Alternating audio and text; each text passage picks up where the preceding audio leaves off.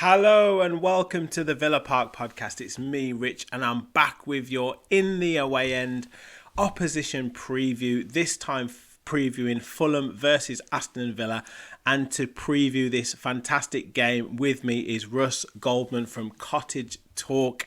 Russ, how are you doing, mate? Great to have you on the pod. Rich, thanks for having me on. I look forward to talking about this match. I'm very excited to talk about this match. I can't wait for this match. I'm really looking forward to it. I've been looking forward to it for, I don't know, maybe 10 days now. So I'm ready to go. Exactly. These international breaks just come at the most inconvenient times, but it does make you look forward to the Premier League returning, and a fantastic game to get us back into it. Fulham versus Aston Villa. I totally agree with you, Rich. It's funny because Fulham played Newcastle United a few weeks ago at Craven Cottage, and I saw it as a pretty even match. The teams could almost mirror each other. It's not to that level against Aston Villa, but the teams are not that different the way that the managers want to play. I think Aston Villa have maybe a more talented side, but I think it's going to be a very even match.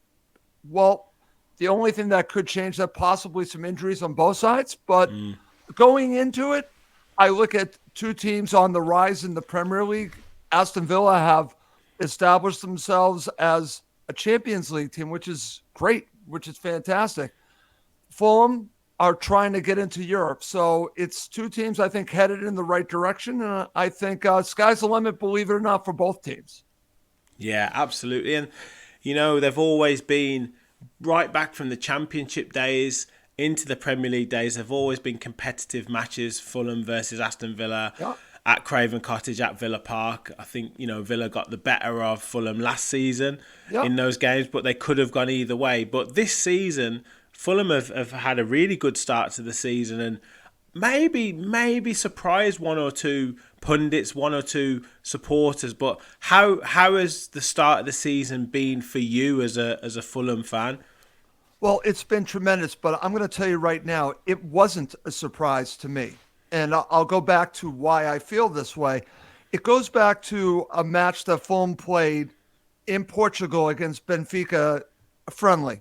And 2 seasons before that, Fulham got obliterated by Benfica. I'm totally destroyed. First season back, again, it just didn't seem like a cohesive team. It seems like they were trying to figure out exactly how that they were going to play in the Premier League under Silva.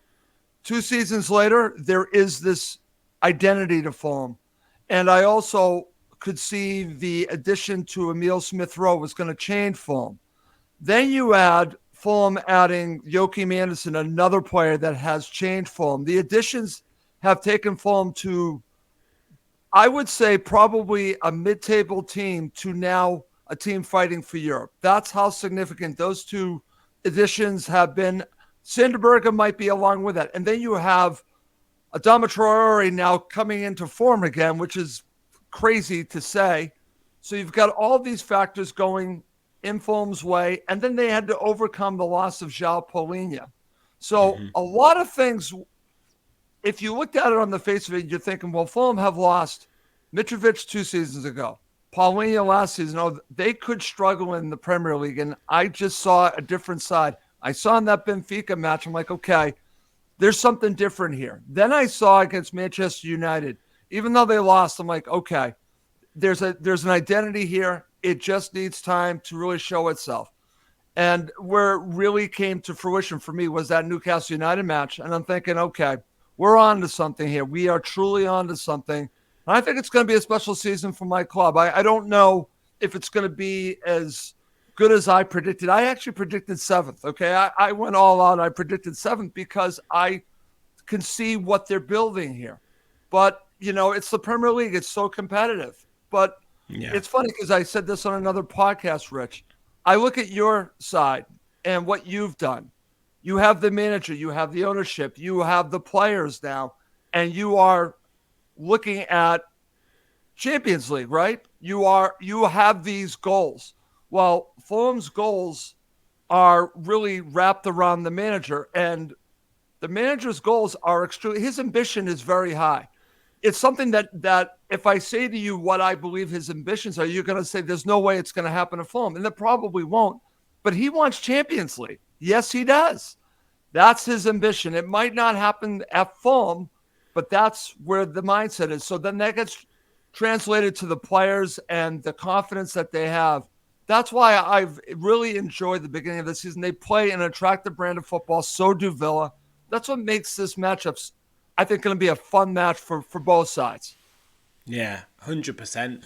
And you mentioned Marco Silva, and he's up there now with one of the longest serving managers in the Premier League. And I guess before that period, he'd maybe chopped and changed and been at one or two different clubs, Everton, Watford, one or two others. But he seems to have really found a home at Fulham. And like you say, those foundations and that ambition that he's got, he wouldn't have stayed there unless the owners, the backers would have, don't buy into that. So there must be something there, and he is a key component to what Fulham are trying to do. I have to be honest with you, Rich. He is the key component. Everything is actually, I'm not saying that everything falls apart if he leaves, but it would be a significant loss, a huge loss, because he really has elevated Fulham. And the evolution, I call it the evolution of Fulham, really starts with Marco Silva. So I will tell you a quick story. I don't want to bore your listeners or people watching, but I'll just tell you this story. I was actually in Philadelphia, not this summer, but the summer before, for the Premier League Summer Series. And I actually went to a Fulham event where some members of the Fulham staff were there. And I happen to know some of them. And this is going around the time where there was all this talk about Mitro and also talk about Marco Silva leaving. There was significant talk about him going to Saudi Arabia. So that night, I spoke to someone that actually has an association with Fulham, and I asked him because people were asking, "Hey, is Shah Khan going to stop by? Is Shah Khan going to stop by this event?" I said, "It would be great if Shah would be here. He would know. This person would know." And he looked at me and says, "No, Shah's having dinner with Marco. He's having dinner with Marco." The next day, Marco says he's staying at Fulham. That actually happened. So I just want to share that. So he had to have gotten those assurances back then over, I want to say 15 months ago. And they've run with it since. Now, they haven't spent crazy silly money. They've done things probably he wasn't crazy about, like selling Mitro and, of course, selling Paulinho. But they've reinvested, and they got his number one target, which is Emile Smith-Rowe. That was his number one target. They wanted him badly. He's the centerpiece to everything that they're doing this season, Rich. Yeah. Well, look, touching on that with regards to those signings, I mean, Smith-Rowe, Anderson, I mean, you look at the kind of difficult start that Crystal Palace have had without Anderson, and how Fulham have started this season, you think, well, that's got to be another key component to that. So how important and who are the kind of key players to Fulham at the minute? I know you've talked about Smith-Rowe, Anderson. What about any other players, and just kind of expand on what they've done as well and brought to the club? Absolutely. So I'm going to start with Joachim Anderson because we're going to start from the back. So he didn't start the season off of Fulham. We had Issa Diop because Anderson was just getting into being with the club again after being out of the club for a couple seasons, being at Crystal Palace.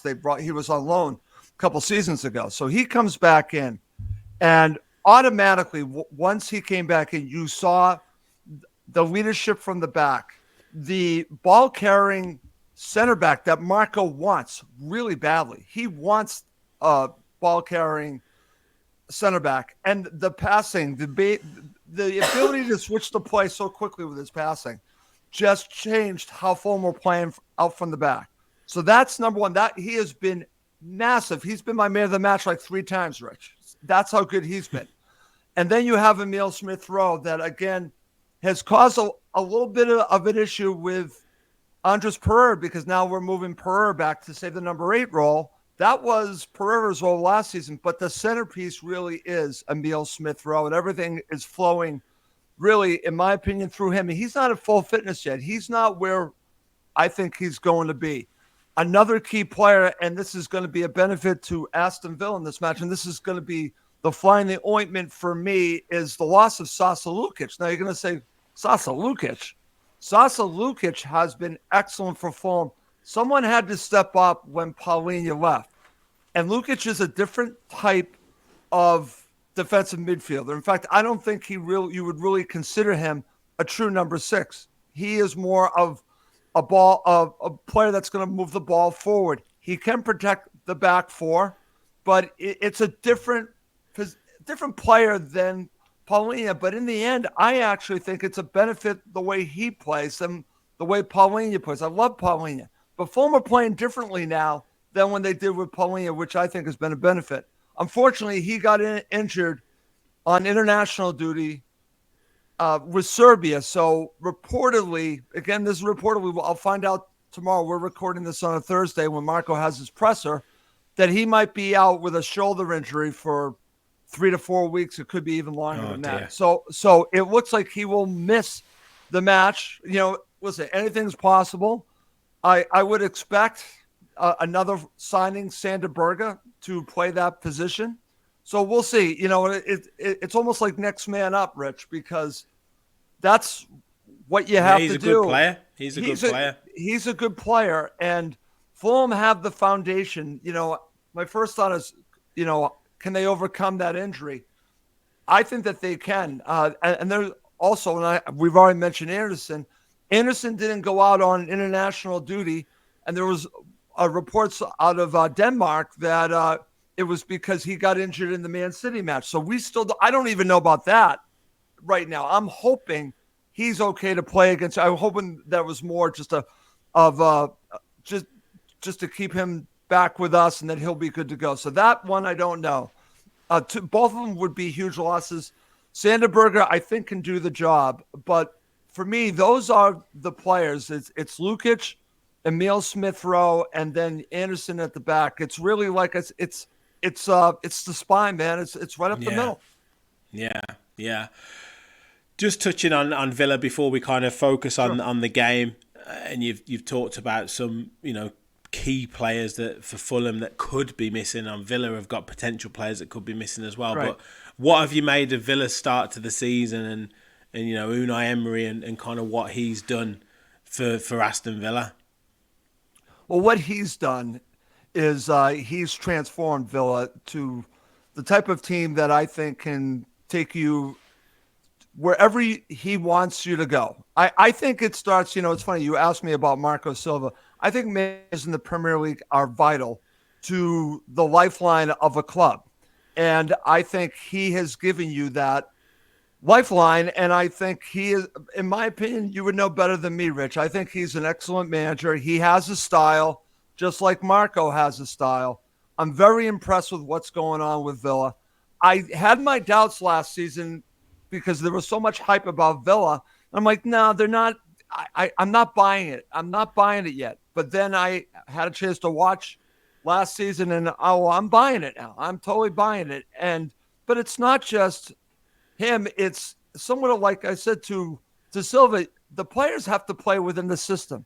The manager has to have the way to play and to be able to make the adjustments to make the team better. And I think one of the things that I've noticed, and again, you could speak to this, Rich, is that Marco has made so many Fulham players better. I have a feeling that's the same thing with Emery. And, and listen, you have some great players.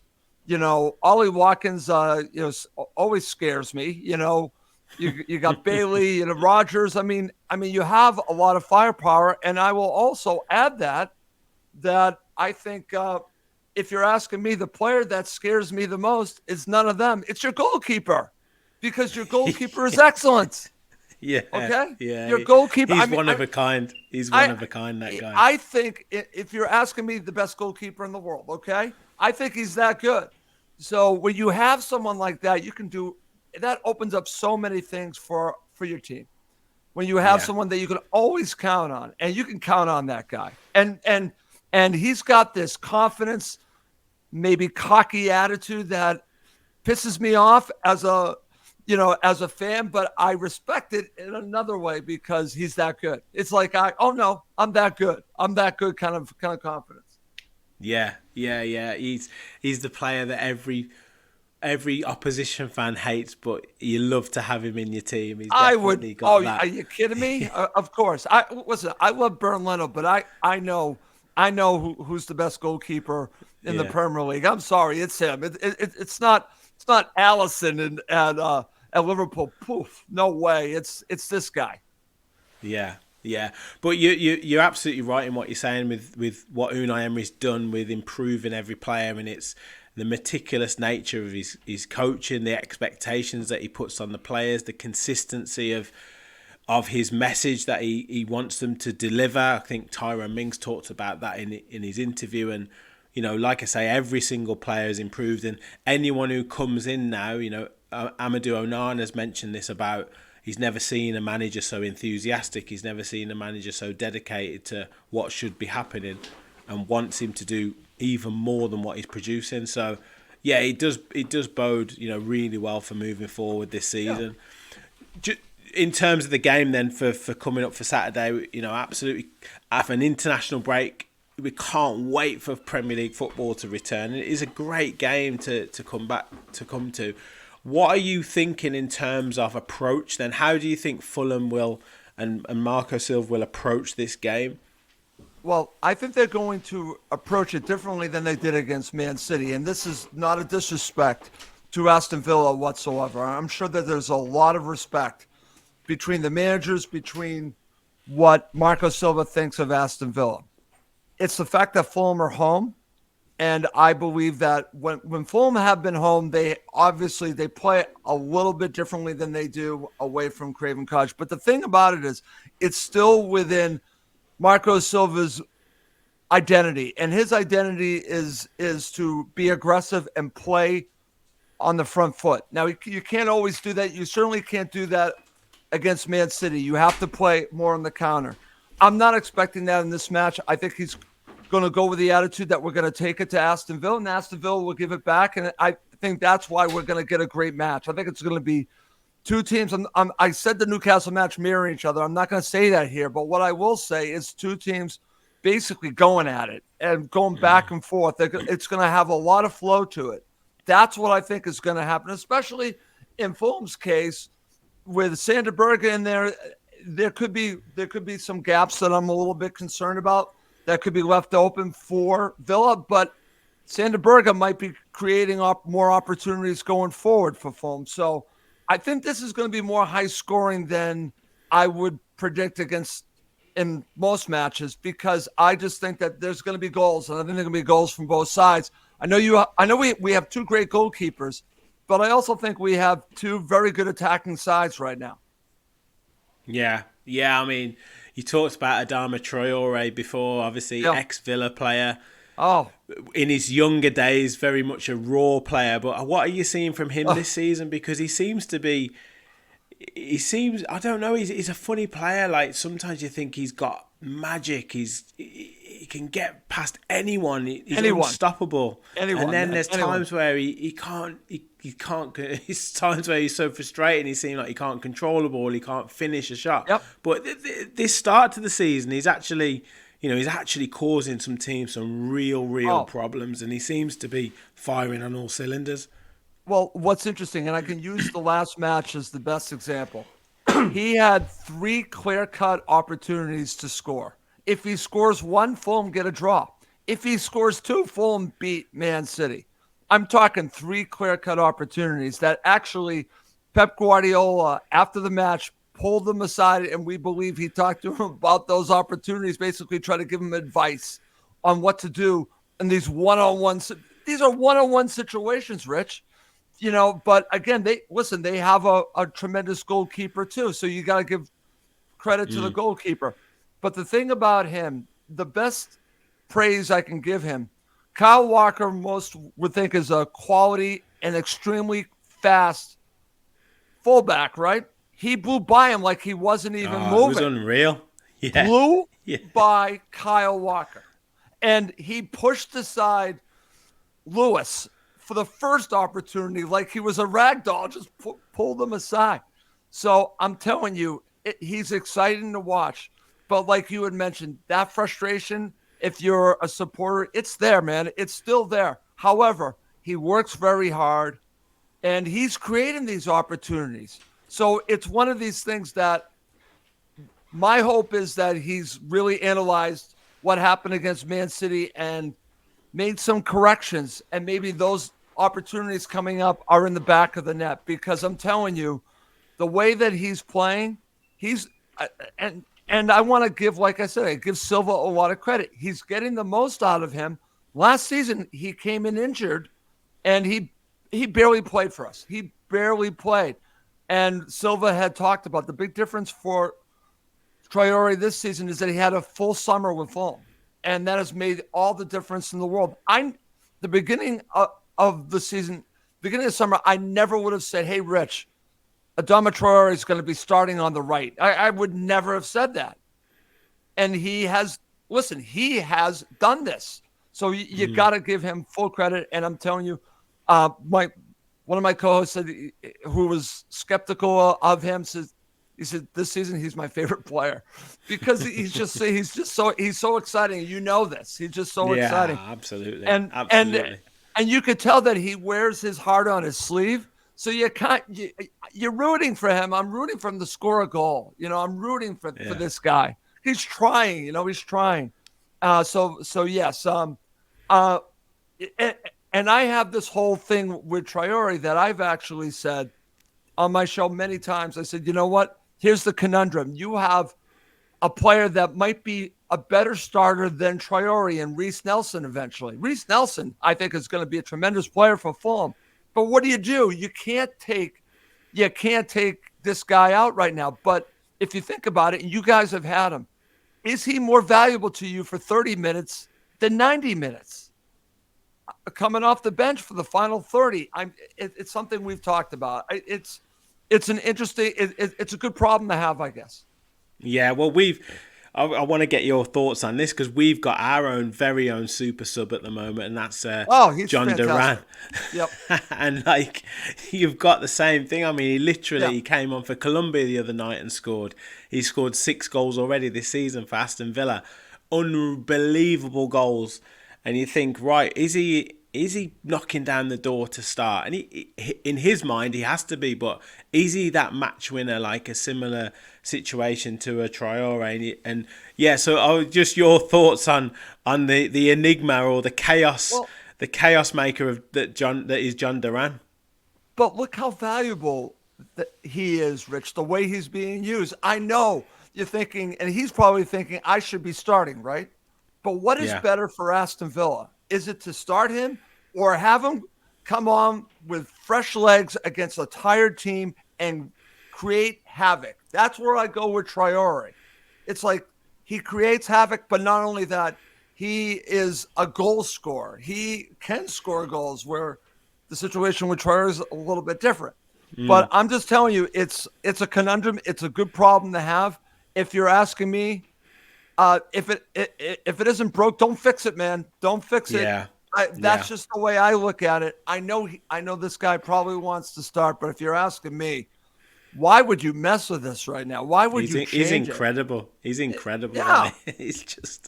He's almost a player that goes against everything that Unai Emery stands for, in terms of the meticulous nature of his coaching. And then you just bring John Duran on and he just goes, I'll just do whatever I want. And most of the time it works. So, yeah, like you say, if it isn't broke, don't fix it. Absolutely. Right. But, yeah, it is going to be a fantastic game of teams. Both teams, play attacking football. Both teams started the season really well. And like you said, we don't quite know in terms of fitness with players coming back from international duty what the squads will look like. Villa have got a situation where we've got Tyrone Mings and Boubacar Kamara coming back from injury, but we've also got Onana, Ramsey, Leon Bailey, one or two others that could be potentially injured. So, yeah, I mean, how are you expecting Fulham to line up? Are you expecting Anderson to be fit? Lukic, you think he's going to be injured, but how are you expecting some? Smith Rowe, is he good to go, and one or two of the other big guns?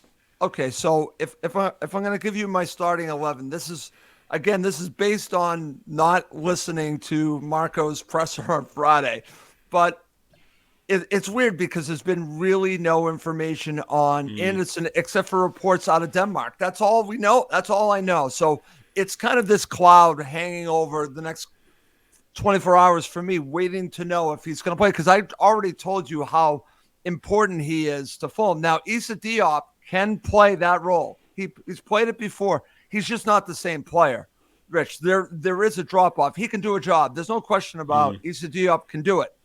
It's just that this guy's a difference maker as a defender. This guy is like a true leader back there. Diop's not that type of player. So I'm going to go with the idea that he will be included. So I'm going to go Leno, Tete as my right back, Jedi, Anthony Robinson as my left back, Bassi, and Anderson. On the left, I'll go with Iwobi. On the right, Adama Traore. I'll go Berga, Pereira, and then Smith Rowe. And then up front, I'm going to go with Jimenez. So that will be my starting 11. And Jimenez has been playing well lately. So he is. Looks like he's found his form, which is a good thing for us. Yeah. I wouldn't even want to predict Villa's. I mean, obviously Watkins will start, Rodgers will start. But in terms of midfield, Yuri Tielemans has been fantastic for us this season. He starts, but is Onana going to be fit, or is Ross Barkley going to play? Yep. Pau Torres, Ezri Konsa picked up an injury the game before last, so possibly Diego Carlos will start, and then you've got Matty Cash at right back, Luca Dean at left back, Emi Martinez in goal. Yep. So that would be the settle, but it's whether Leon Bailey's fit, whether Ramsey's fit. Jaden Philogene, I think, picked up an injury with the under-21. So there's a few kind of question marks over who starts. But we've got a pretty good squad. But it's one of those frustrations where you think Emery's waited this long to have options off the bench, and it's almost like one player comes back to fitness and then another player gets injured, and we haven't quite had that. Ability to have 6 or 7, top class players on that bench ready. So, but it's going to be a mouth-watering game. So I will trouble you for a prediction in a second, Russ. But we talked about this backstage, and you've been asked this so many times. We have to, but I want to ask for our viewers, for our listeners. What you obviously have the. Is it Oklahoma you're from? Is that where you? No. My daughter goes to the University of Oklahoma. Oh, sorry. No, right. That's okay. Yeah. When I tell you where I live, you're going to be like, wow, that's pretty far away. And it is far away. I actually live outside of Boston, Massachusetts. Okay, yeah. I live between Boston and Providence, Rhode Island, not that far from where the New England Patriots and the New England Revolution play. I'm about 10 minutes away from Gillette Stadium. That's where I'm located, right in the middle of these two cities here in New England. So I've lived here my entire life, and I'm asked often, just like you and I were talking. Yes. The question's why always, Fulham? Why Fulham? Yes. I should do like a podcast series. Why Fulham? So mine is it's not exciting or crazy. It really comes down to Clint Dempsey. So Clint Dempsey played for the New England Revolution, and I had been looking for a club for the longest time to call my own. And this is back in about 2005, 2006. I'm going to tell you who I tried, and thankfully it did not take. I tried Manchester United. No way. Yeah. Then it's not the one. Then I tried the one that is blasphemous if you are a Fulham supporter. I actually tried Chelsea, because my father grew up in Chelsea, Massachusetts. So I'm like, I have to try Chelsea, right? No, absolutely not. So I followed Clint to Fulham, and it just so happened to be during Fulham's Great Escape season where I threw myself into a relegation battle. I did not know what the hell I got myself into, Rich, but what it ended up doing to me, it ended up getting Fulham in my blood because it was this crazy Great Escape that took us all the way to the last match against Portsmouth, and Danny Murphy scores to keep Fulham up. Then they have a great season the next season, and then next thing I know, they're in the Europa League final 2 seasons later. So my ride has been incredible, but it truly begins with Clint Dempsey. And if I could ever meet this guy in person, I've tried every way possible, Rich. I've actually tried through Fulham Football Club to get a word to Clint, to get him to get on my podcast, and I've had no luck. He's very difficult to reach because I owe him a lot, because without him making that move, I don't find Fulham. And that's really the story behind it. Fantastic. And it's great, to have supporters across the globe of, various clubs, and to hear their stories of how they found that club and how they became supporters. And it's a reason why these clubs go on the tours abroad, and because it's huge, isn't it? Like, for you to be able to see your teams play, and the amount of time and effort that you guys put into supporting the clubs, it is truly like a global game now, and it's great. Rich, it really is. And what was so much fun for me is that last summer I went to the Premier League Summer Series in Philadelphia, and you had all these Premier League teams represented, and to see the supporters from all over the world that came to, say, Philadelphia. It wasn't just in Philadelphia, but in my hotel, there were supporters from everywhere, from representing so many different clubs, and just to talk to people. But what was so cool for me was I met so many people from England that made the trip over, which I thought was great. So many did. Unfortunately, Fulham did not market this to the supporters in England. Everyone else did, but they didn't. So what ended up happening with me was that I actually got to do a live podcast with another Fulham podcast, and we had this huge crowd at a bar in Philadelphia, and we did a live podcast. It was amazing. I got to meet all these Fulham supporters, but they were all from here. They were all from America, and that was the only disappointing part, was that I didn't get a chance to meet as many supporters that are right in London. I have before, because I've been to London twice. Yes, Rich, I hate to tell you, but I was at the playoff final in 2018. I was there. Oh, yeah. Yeah, I know. I didn't want to bring it up, but okay, I brought it up.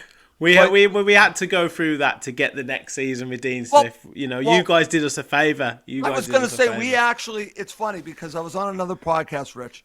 I'm just going to say this. In my opinion, Fulham did you a huge favor because it changed everything. It was the turning point for Aston Villa. It absolutely was. Everything changed from that point on. Yeah. So sometimes you need a major step back to take, in your case, 5 steps forward. 5, not 1. Incredible. You took 5. And so sometimes you need some adversity to move forward, and look at Villa now. Like I look at Aston Villa, and I want Fulham to become Aston Villa. It's funny. People tell me all the time, Fulham should look at Brighton. I'm like, I don't want Fulham to be Brighton. I absolutely don't want Fulham to be Brighton. I want them to be Villa. That's who I would want them to emulate, because you've now actually shown the blueprint. So for me, that's what I think Fulham need to aspire to. And it's funny because, like I've mentioned to you, Marco Silva wants Champions League for Fulham. I doubt I'll see him in my lifetime, but he has that ambition, and Fulham should treat it like that. They should say, you know what, we're going to go for it.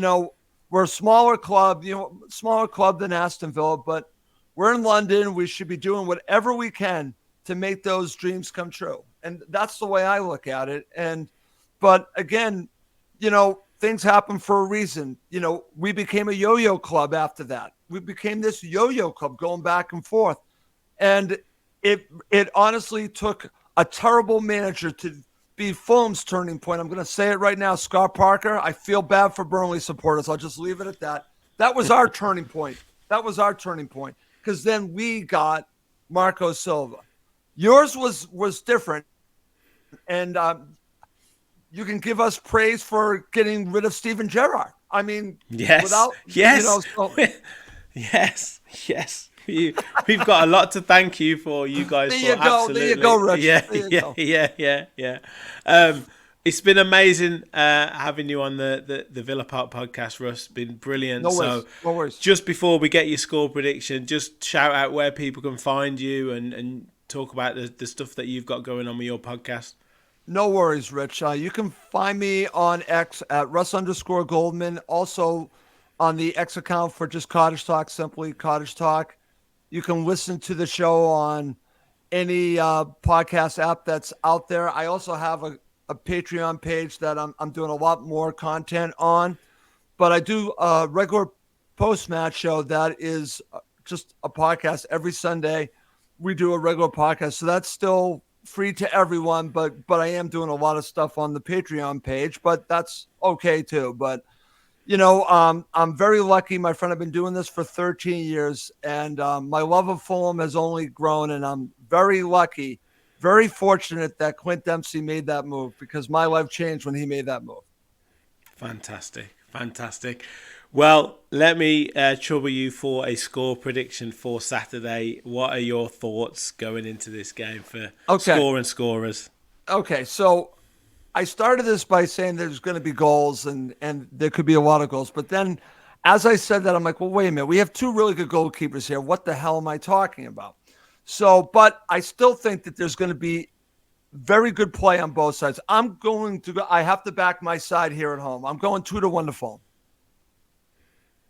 And who's getting the goals for Fulham? Are you going Smith Rowe? Are you going Jimenez? Or is Adama Traore coming back to haunt Aston Villa? Okay, I'm gonna go Adama Traore and Emile Smith Rowe. Okay, good man. You know what? I've been toying with this. I'm thinking, do I say a draw, because it is a difficult game, but Villa have been pretty good away from home. So I'm gonna say 2-1 the other way. Okay. 2-1 to Villa. Yeah, Ollie Watkins, he likes scoring against Fulham. Yeah. I think Don't get me started with Ollie Watkins. And I fancy Morgan Rogers maybe to get a goal as well. So, but yeah, whatever happens, it's going to be a brilliant game, and I just think it's great to have football back. Absolutely. These international breaks are just too much. So it's good to get back into Premier League football. I'm there with you, Rich. I'm very excited. I can't wait for Saturday. It's been way too long. It's funny because, like I told you off air, I was in Oklahoma, and so I got a chance to get away from it. I didn't watch any international matches. I usually watch some. I watched none. People talking to me about US men's national team against Mexico. To be honest with you, I could give a flying fart in space about that stuff right now. I care about my club. Do I want the U.S. men's national team? Do I want England? I always root for England too. Do I want them to do well? Yes. Talk to me at the next World Cup. Talk to me at the next Euros. Let's talk club football. I'm done with this crap, Rich. I'm sorry. I'm done with it. Absolutely. Well, look, amazing to have you on, Russ. Thank you so much for answering the call. It's been a brilliant show, and all the best for the season after Saturday, of course. But yeah, fantastic. It was going to be a great game. Thank you very much for joining.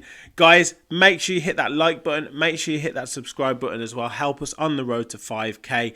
Make sure you catch Russ on his Cottage Talk podcast, because I'm sure we'll be doing plenty of match reactions, plenty of action for this game coming up. We've got loads more to come. We've got match preview with the boys to come, and obviously match reaction, hopefully talking about 3 points. And then next week, it is all go. Champions League is back, and Premier League football is back again for the following week. So loads and loads of shows. So make sure you stay tuned to the channel. Russ, thank you again. Thank you all for watching. And as always, remember, we all follow the Villa.